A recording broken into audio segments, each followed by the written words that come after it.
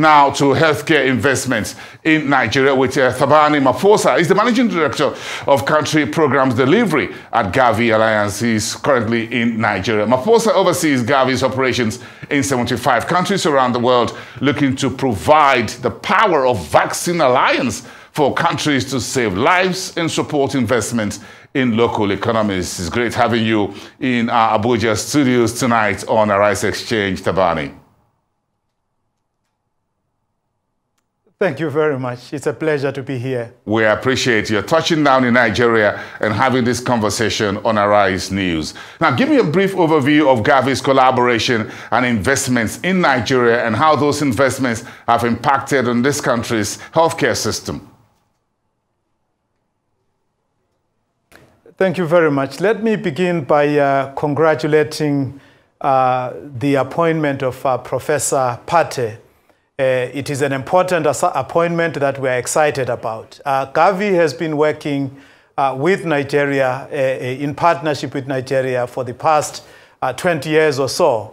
And over these 20 years, we have supported Nigeria with 2.2 billion worth of vaccines and system strengthening support.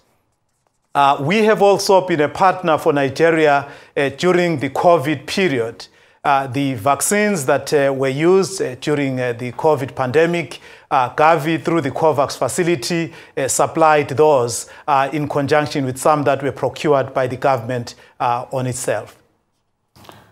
Very great job. You're talking about $2.2 billion so far engagement in Nigeria. That's a headline figure. But again, you've made progress in increasing immunization, so we begin to drill down into your operations and your programs in Nigeria, and you're here to update us. So how much progress are you making in increasing immunization coverage and cutting down on zero-dose children, with Nigeria being one of the countries with the highest level of zero-dose immunization for children? Thank you for that question. Nigeria has about 2.3 million zero-dose children, and our efforts with the government of Nigeria is to make sure that no child is left behind and that we reach them. But there has been good progress that has been made over the years. When we started with Nigeria, coverage was at 27%.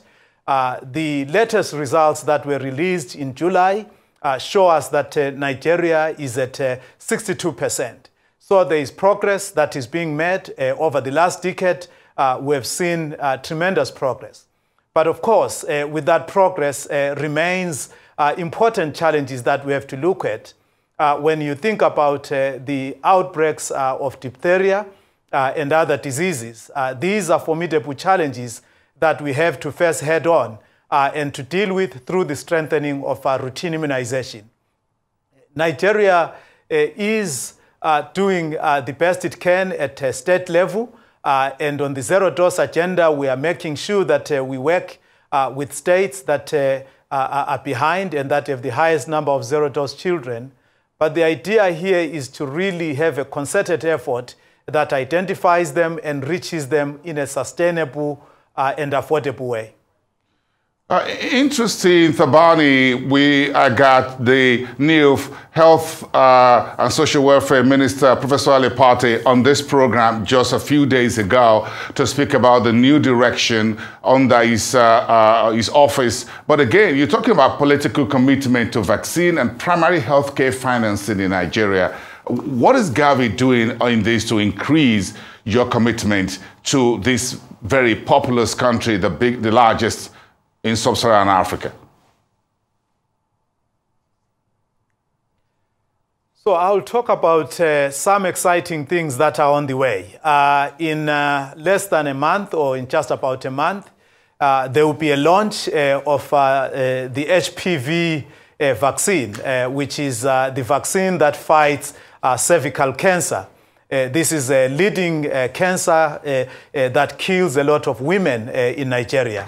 And so the vaccination of girls, young girls of school-going age, and those who may be out of school is extremely important in making sure that we fight the scourge of cervical cancer that has caused a lot of pain in families and in the women in our society. But secondly, Gavi is excited about the opportunity that comes with the malaria vaccines that we will need to be bringing into the country at some point as soon as more supply is available to us. It is important to note that Nigeria is home to 1/3 of the global burden of malaria. And so the work on malaria is an exciting piece of work for me that will mean that we will be able to reduce childhood deaths with this. You know, the appointment of Professor Pate couldn't be more timely. We are extremely excited about it. You probably would know that he was supposed to come to Gavi as our CEO.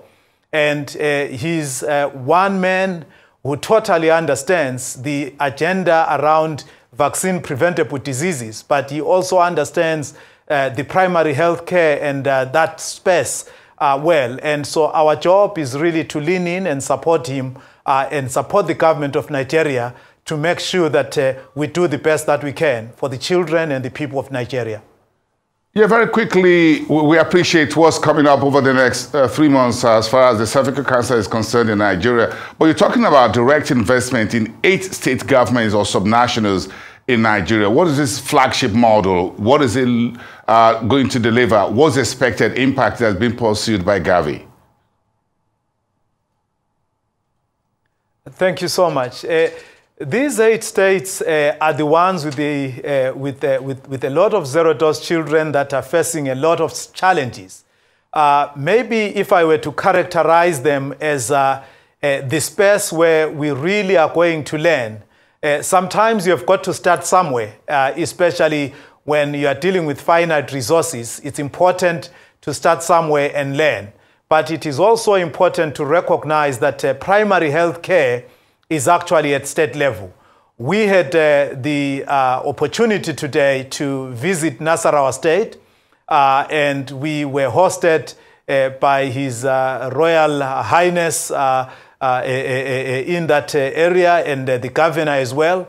And we really believe that working at primary health care level is the way to go. So starting at the bottom and building this up will give us success because it allows us to course correct, to learn, and to build as fast as we can.